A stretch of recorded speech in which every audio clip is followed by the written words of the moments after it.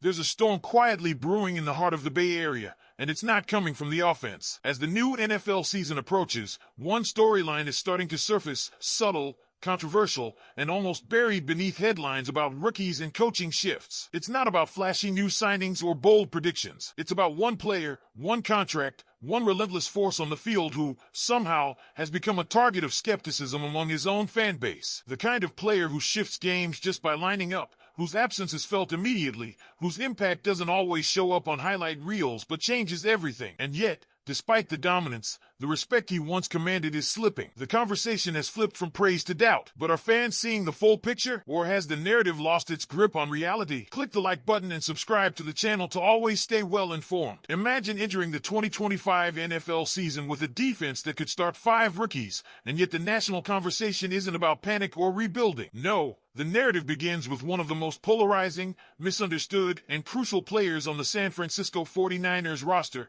Nick Bosa. If you're a Niners fan and think Bosa is just riding on past success or his salary, this might challenge everything you've heard. We're talking about a player who, despite becoming the highest paid non-quarterback in football with a $34 million annual deal in 2023, has somehow managed to become underrated. Think about that. A former defensive player of the year, a player who was at the pinnacle of his position in 2022, and yet, scroll through YouTube comments or take a spin around social media, and you'll find fans talking about Bosa like he's just another guy, treated as if he's lost a step, or worse, overrated. But numbers don't lie, and when you lay out the stats across the last 3 seasons, they paint a completely different picture. In 2022, the year he took home Defensive Player of the Year honors, Bosa logged a 90.9 grade from Pro Football Focus, ranking 3rd among all edge rushers in the NFL. Fast forward to 2023, a season where his sack numbers dipped, but his performance elevated. His PFF grade jumped to 92.7, second in the league. And even in 2024, despite missing 3 games, Bosa still put up a 91.0 grade, ranking 4th. That's not just consistency, that's elite durability and impact, even when battling through injuries. And let's break down what really matters to pass rushers: pressure and sack production. In 2022, he had 90 pressures, the most in the entire NFL. The following season, that number increased to 95, good for 3rd overall, despite a drop in total sacks. Then in 2024, with only 14 games played, he still racked up 69 pressures, 6th most in the NFL. That's remarkable, especially when you realize what happens when he's not on the field. Remember that game against Seattle? Bosa was dominating early on, then left with an injury. Seattle went on to do whatever they wanted. That's not coincidence. That's the absence of impact being felt in real time. Still not convinced? Let's look at the sack stats. And remember, PFF counts only full sacks, not halves like ESPN or Pro Football Reference. In 2022, Bosa recorded 19 full sacks according to PFF, number 1 in the league. In 2023, 14 sacks, still top 10,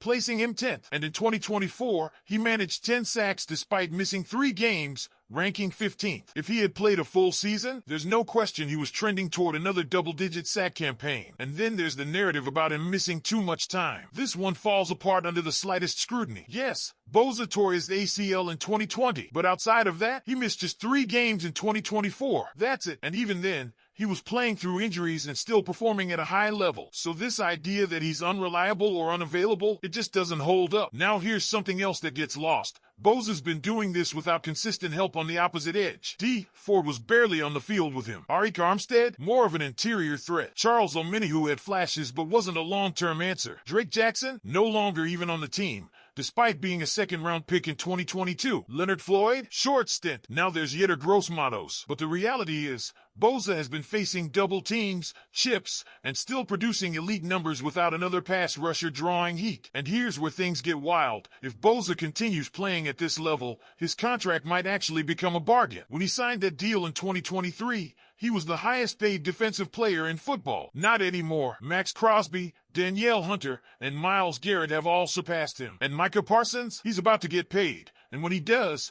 Bosa will fall to 5th among edge rushers in average annual value. So think about that. He's still playing like a top 5 guy, but his salary won't even reflect it for much longer. So where does that leave us heading into the 2025 season? With a young and proven defense that may start 5 rookies, with Robert Saleh back in the fold, and with Nick Bosa, a guy who's not just the anchor of the defense, but still among the absolute best at what he does, even if too many people are asleep on it. Now I want to hear from you. Is Nick Bosa overrated, underrated, or properly rated? Drop a comment, because here's the deeper layer that Niners fans need to be aware of. This isn't just about Nick Bosa's individual stats or accolades. This is about what his presence means for a defense in transition. With Robert Saleh back in the building, potentially overseeing a unit that could feature 5 rookie starters, the pressure to stabilize and dominate doesn't fall on a coaching scheme alone. It lands squarely on the shoulders of the defense's veteran anchors, and there's no anchor more vital, more scrutinized, and more impactful than Nick Bosa. Consider what kind of leadership challenge that is. Not only is Bosa expected to perform at an elite level on the field, but now he's also expected to elevate the play of rookies around him, players who will be looking to him for guidance, tempo, and intensity. He's got to be the example in the locker room, in meetings, on every snap. That kind of pressure, it doesn't show up on a stat sheet, but it's exactly what separates stars from leaders. And Bosa is now both. Yet despite that, he's still battling a bizarre public perception problem. Maybe it's because he's quiet. Maybe it's because his style isn't flashy, or that he doesn't celebrate with elaborate dances. But production speaks louder than personality, and his film screams dominance. Think about how often he collapses the pocket and forces a quarterback to rush a throw. Think about the holding calls he draws that don't get flagged. Think about how offenses scheme entire game plans to avoid his side of the line. And here's the irony: Bosa's numbers, while elite, are probably underreported in terms of actual influence. You can't measure how often he forces a quick throw that results in a bad read or an interception. You can't always quantify how his pressure forces a quarterback into another defender's arms. These are the subtle ways a great edge rusher changes the game,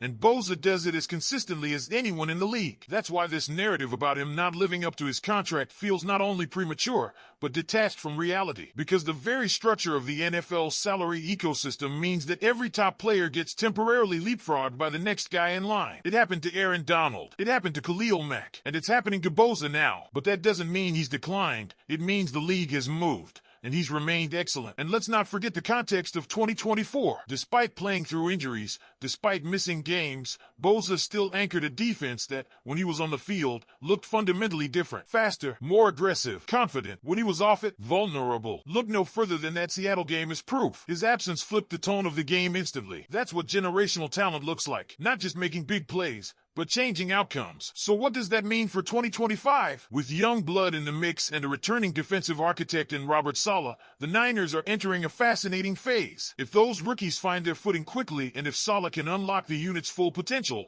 then having a healthy, motivated Nick Bosa at the core could turn this into one of the most dangerous defenses in football. Again. And here's the kicker: he'll be doing it while getting paid less than the next wave of pass rushers. That should fire you up, Niners fans, because the disrespect stops here. The narrative that Nick Bosa is anything less than elite ends now. And if you're still not convinced, the 2025 season is going to provide all the proof you need, snap by snap, game by game. What do you think, faithful? Are you buying the idea that Bosa is underrated, or are you still on the fence? Drop a comment right now. Don't forget to click the like button and subscribe to the channel. Go Niners!